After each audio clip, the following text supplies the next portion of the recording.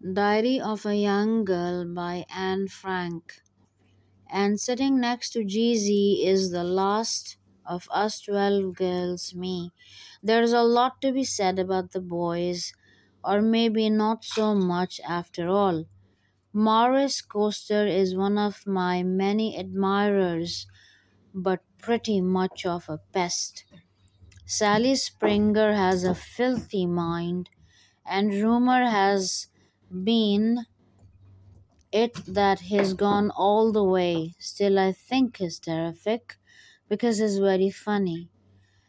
Emile Bonawet is GZ's admirer, but she doesn't care. He's pretty boring. Rob Cohen used to be in love with me too, but I can't stand him anymore.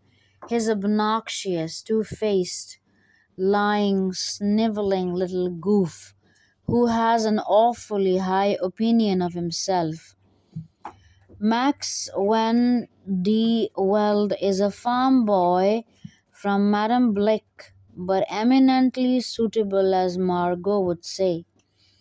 Herman Koopman also has a filthy mind, just like Hoppy D. Bear, who's terrible flirt and absolutely girl crazy.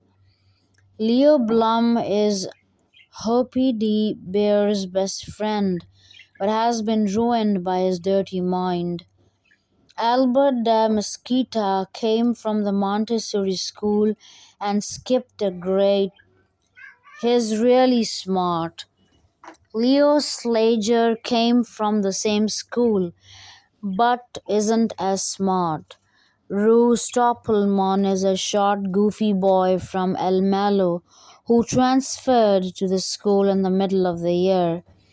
CN does whatever he's not supposed to.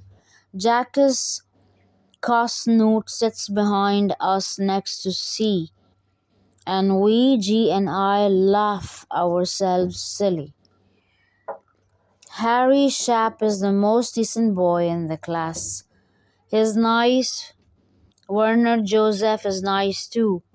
But all the changes taking place lately have made him too quiet, so he seems boring.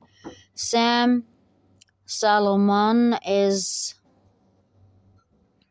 one of those tough guys from across the tracks, a real brat. Admirer.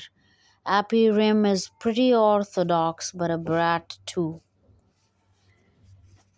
Saturday, June 20th, 1942. Writing in a diary is a really strange experience for someone like me. Not only because I have never written anything before, but also because it seems to me that later on neither I nor anyone else will be interested in the musings of a 13-year-old schoolgirl. Oh well, it doesn't matter. I feel like writing, and I have an even greater need to get all kinds of things off my chest. Paper has more patience than people. I thought of the saying as one of those days when I was feeling a little depressed, and I was sitting at home with my chin in my hands, bored and listless, wondering whether to stay in or go out. I finally stayed where I was brooding. Yes, paper does have more patience. And since I am not planning to let anyone else read the stiff backed notebook, grandly referred to as a diary, unless I should ever find a real friend, it probably won't make a difference.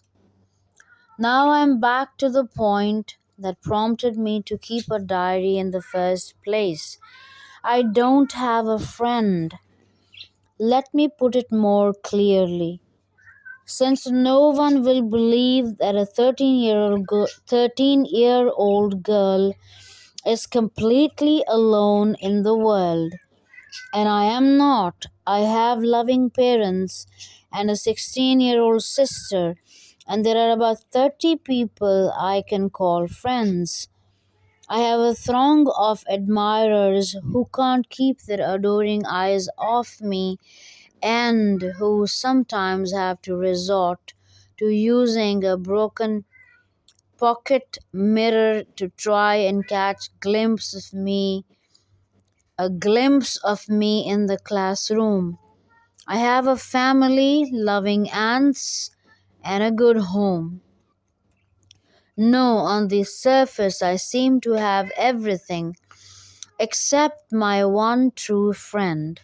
All I think about when I am with friends is having a good time. I can't bring myself to talk about anything but ordinary, everyday things. We don't seem to be able to get any closer, and that's the problem. Maybe it's my fault that we don't confide in each other. In any case, that's just how things are. And unfortunately, they are not liable to exchange. This is why I have started the diary.